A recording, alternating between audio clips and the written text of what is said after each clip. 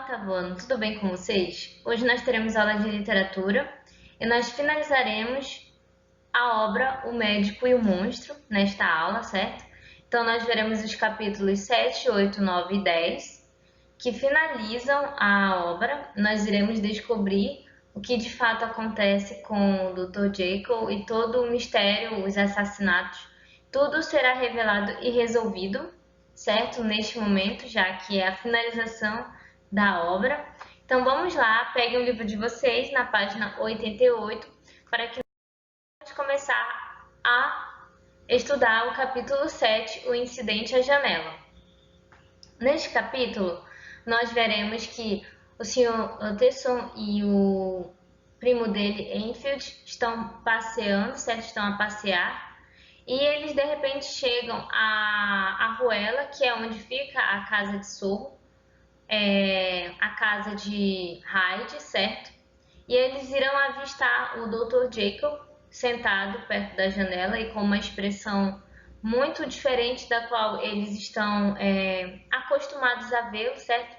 Lembrando que ele entrou em reclusão e ele passa a ter um comportamento muito estranho, certo?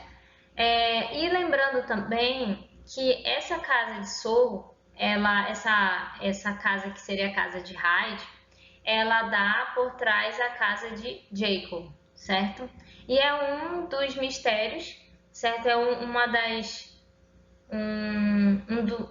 situações que nos deixa com um ar de mistério, certo? Com dúvida, por que a casa de Hyde dá para a casa de Jekyll, certo? Então, nós iremos, tendo em vista isso, certo? Que nós já lemos,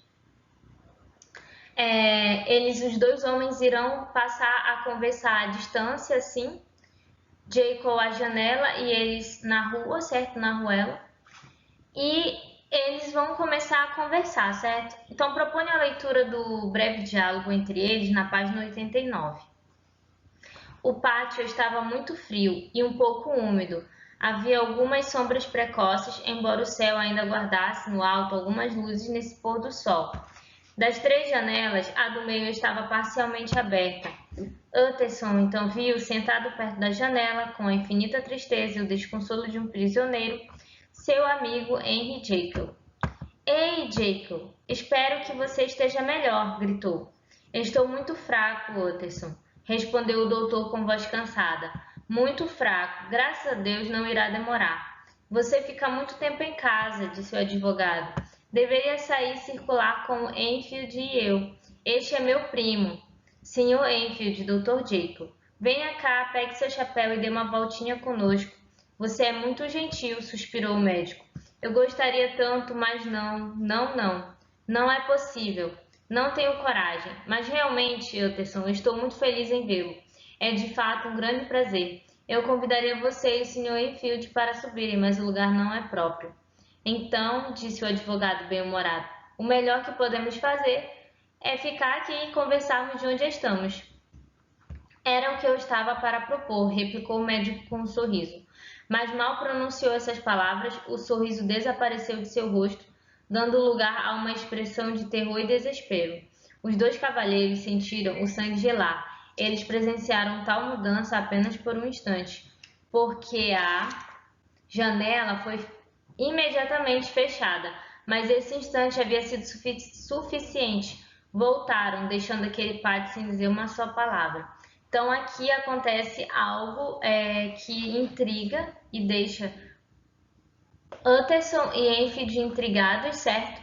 Por quê? Porque repentinamente Dr. Jekyll muda de fisionomia e fecha a janela, certo? Então aqui Utterson percebe que há algo de errado e de muito macabro também, certo? Então guardem essa informação porque no capítulo 10 nós veremos o que significa isso, certo? Partimos então para o capítulo 8, a última noite, que é o último momento em que o Utterson terá contato, entre aspas, com o Dr. Jekyll. Bom, então começando nesse capítulo, vocês irão perceber que Utterson receberá a visita inesperada de Pule, certo? Que é o... Pule é o homem que trabalha na casa do Dr. Jekyll, certo? Que seria um mordomo. E ele vai até a casa do Sr. Utterson em busca de ajuda, porque Pule diz acreditar que há um impostor, alguém que fez Dr. Jekyll de prisioneiro, certo? Que está mantido em cativeiro. E ele segue uma linha de argumentação, ele traz detalhes com relação a isso, dizendo ao Sr. Utterson que Dr. Jekyll nunca mais saiu do quarto, ficou recluso, a voz que sai de lá é uma voz diferente da voz do médico, e os comportamentos, as situações estranhas que ocorrem, certo? Então tudo isso leva, assim como os outros empregados, a temer pelo que está acontecendo. Então eles resolvem, depois de muito terror, certo? Eles resolvem pedir ajuda do Sr. Utterson para que seja desvendado de uma vez por todas o que está acontecendo, certo? Então, dessa forma, Pule e Utterson vão até a casa e resolvem invadir o gabinete. Eles irão quebrar a porta, e ao quebrar a porta, eles encontrarão um homem jogado, estirado ao chão, morto. E esse homem é Hyde, certo? E antes deles se depararem com essa cena, o Sr. Utterson conversou com essa pessoa que estava atrás da porta, pedindo que entrasse. E a pessoa respondeu que não, que por favor não fizesse isso. E ele reconheceu a voz de Hyde, certo? E ao entrar, ao invadir o gabinete, eles confirmaram que era Hyde. Mas não encontraram o Dr. Jekyll no local, certo? Mesmo vasculhando, eles encontraram outras coisas, como um medicamento, certo? Um sal, uma espécie de sal, que Pule disse que o doutor pedia sempre, certo? E ele ficava impaciente porque esse sal passou de um tempo para outro não ser o mesmo, esse medicamento. E eles encontraram frascos, cartas, certo? E encontraram também testamentos e cartas destinadas a Sr. Utterson, certo? Então o Sr. Utterson ele irá ler uma carta destinada a ele, em que Dr. Jekyll o orienta a respeito da situação. Se ele de fato quer descobrir o que está acontecendo, que ele deveria ler a carta que ele recebeu do Dr. Lanyon, que foi endereçada a ele, ele não abriu. Então vamos ler na página 110, está este bilhete, certo?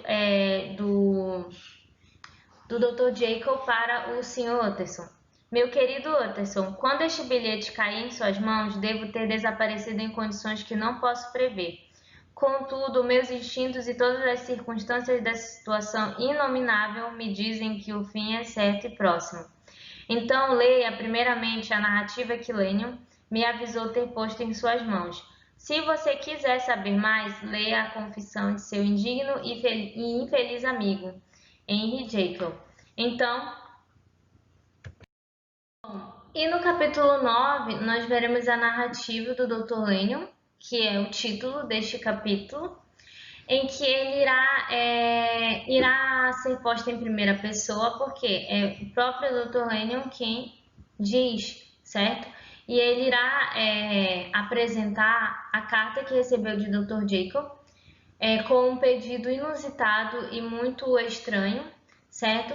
De que ele fosse até o gabinete dele, pegasse uma gaveta com frascos e substâncias e levasse para sua casa. E nisso ele diz, Dr. Jekyll diz que já falou com Pule, que é o mordomo, o empregado dele, certo? Que o deixasse entrar e para que levasse também uma pessoa para abrir a porta, certo? Então, Lanyon irá se questionar durante a narrativa, certo?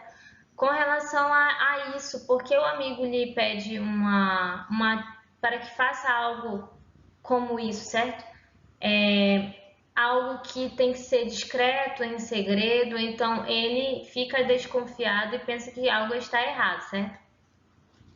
E durante a carta, ele instrui também que uma pessoa irá buscar estas substâncias, certo? E ele irá descrever o que ele encontra, que são sais, certo? Substâncias e frascos diferentes, que ele vê como se fossem experimentos, certo? E uma pessoa irá chegar à sua casa à noite, e como ele descreve como um homem pequeno, certo? E então proponho a vocês a leitura deste momento em que este homem pequeno chega até o Dr. Lennon. Página 116. Mal havia batido meia-noite em Londres e a aldraba soou suavemente na porta. Atendi ao chamado e encontrei o homem pequeno apoiando-se entre os pilares do pórtico. Você foi mandado pelo Dr. Jacob? Perguntei.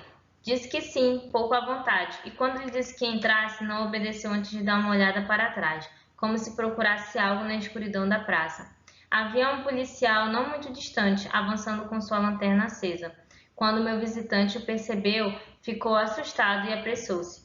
Confesso que esses detalhes me impressionaram desagradavelmente. Enquanto eu o acompanhava em direção ao consultório iluminado, mantinha a mão na arma. Agora tinha chance de vê-lo melhor. Nunca tinha posto os olhos nele antes, sem dúvida. Era pequeno, conforme já disse. A expressão de seu rosto era chocante, uma notável combinação de grande atividade muscular e uma aparente debilidade de constituição.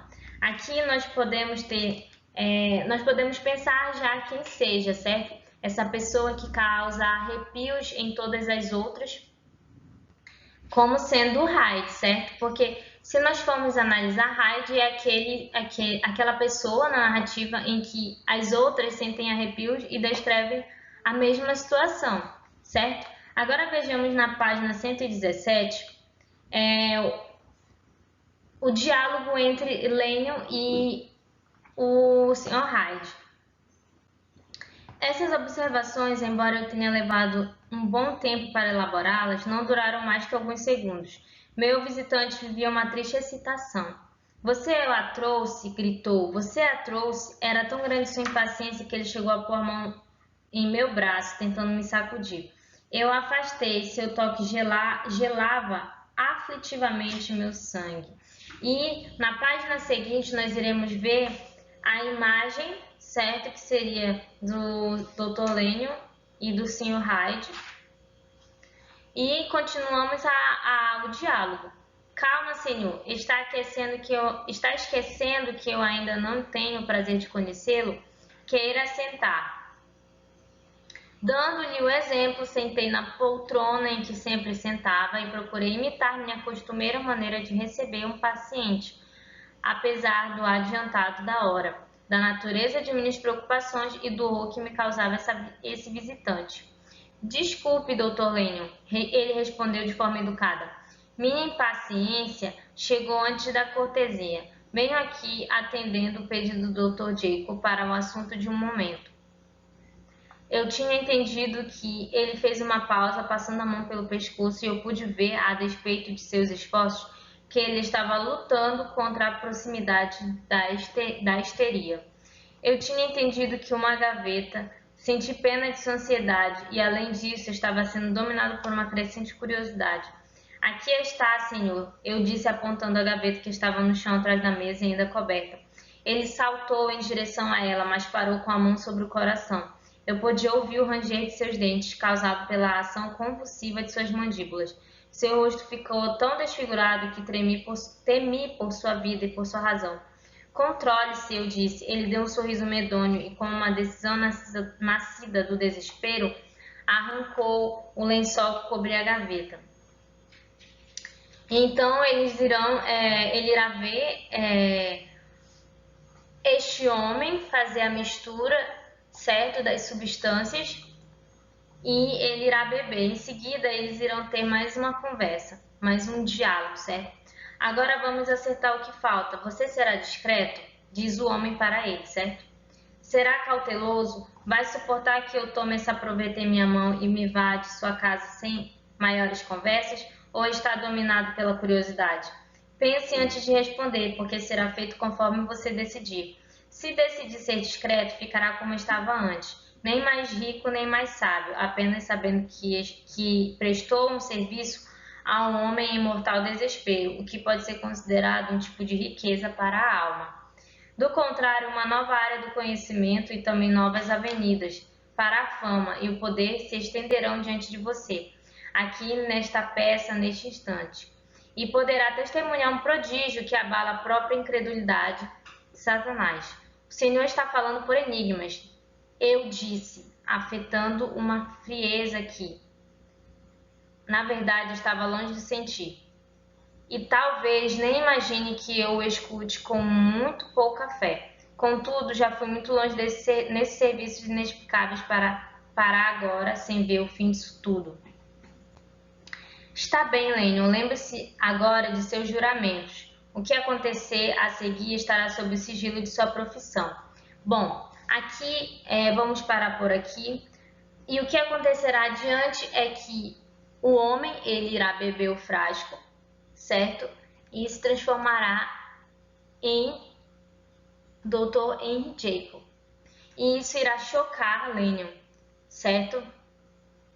E em seguida, no final do parágrafo, no final do capítulo, ele diz o seguinte: não posso pensar sem horror, mesmo com lágrimas de penitência na torpeza moral que aquele homem me revelou, vou dizer só uma coisa, Utterson, e isso, se você quiser acreditar, será mais do que suficiente. A criatura que se arrastou para dentro da minha casa naquela noite era, pela própria confissão de Jacob, conhecida pelo nome de Hyde e procurada em todos os cantos do país como assassino de Cale. Então, aqui o Dr. Lennon revela que houve uma transformação. Hyde se transformou em Dr. Jekyll e isso fica confuso.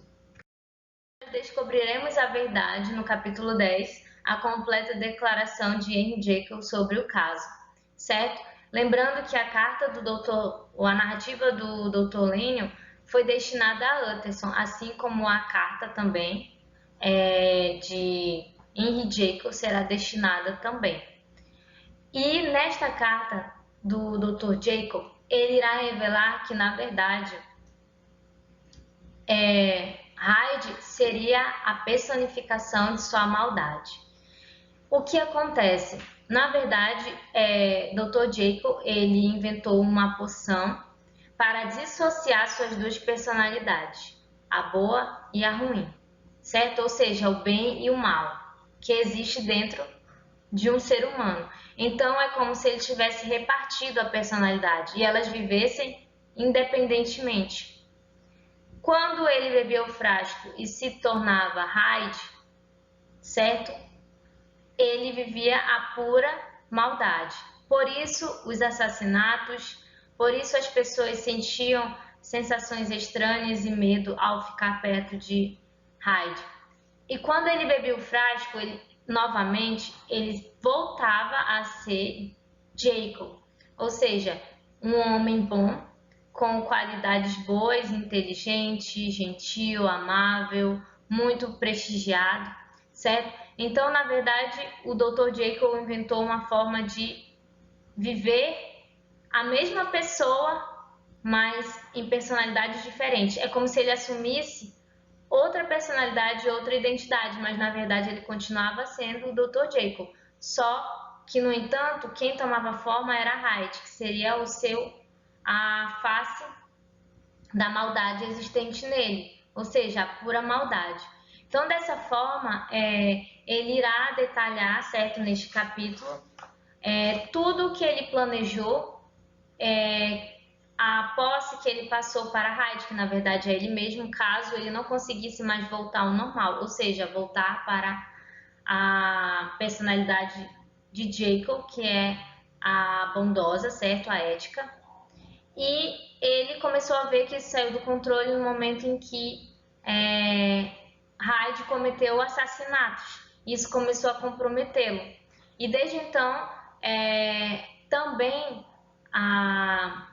o que acontece é que a poção passa a não fazer mais efeito. Ele percebe que ele começa a se transformar de Hyde para Jacob de forma descontrolada. Ou seja, ele perde o controle da situação e por isso ele passou a ficar recluso no gabinete. Por isso, todos os comportamentos estranhos, certo? E por isso que quando o Dr. Jacob sumia, Hyde aparecia. E quando Hyde desaparecia, Dr. Jacob aparecia. Porque na verdade eram a mesma pessoa, certo? E também vocês vão perceber que ele irá comentar a respeito das situações de como acontecia pelo olhar dele, certo? Nós vimos os acontecimentos pelo olhar do Sr. Utterson, ou seja, vago, certo? E de forma misteriosa. Agora nós vemos a partir de Jacob, ou seja, a verdade. Então nós iremos saber o que acontecia ali por trás, certo? Então, aquilo que acontece, o incidente à janela, na verdade é a transformação inesperada de Dr. Jacob para Hyde. Por isso, quando eles invadem o gabinete, eles encontram Hyde estirado no chão. Mas eles não sabem que Hyde é o Dr. Jacob, certo? Então, nós descobrimos o mistério, foi desvendado o mistério com relação à relação que existia entre Dr. Jacob e Hyde e por que Hyde surge misteriosamente. Tudo agora faz sentido, porque Hyde era uma pessoa que surgiu, que apareceu, não tem família, não tem registro de parentes, amigos, certo? E de um momento para outro tornou-se um pupilo de Jacob e agora compreende-se por que Jacob tinha passado a fortuna para Hyde. Na verdade seria para ele mesmo, mas em outra personalidade, certo? Bom, e para refletirmos sobre o que nós acabamos de ler, certo? Que acabamos de estudar, proponho para vocês uma questão.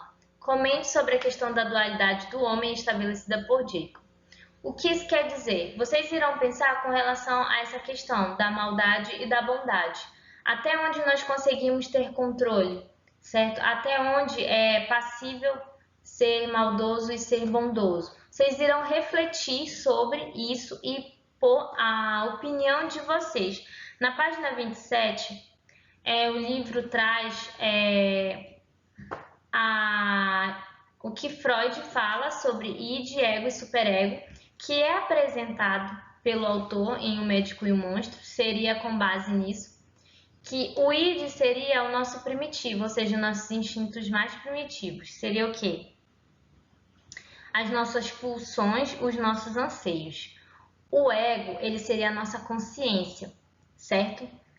E ele também corresponde ao quê? Aos fatos e aos ideais com os quais nos identificamos. Ou seja, a nossa consciência, os nossos pensamentos, a nossa ideologia, certo? E o superego, ele seria o quê? A moral, a ética, aquilo que nos retrai a não fazer o que é ruim.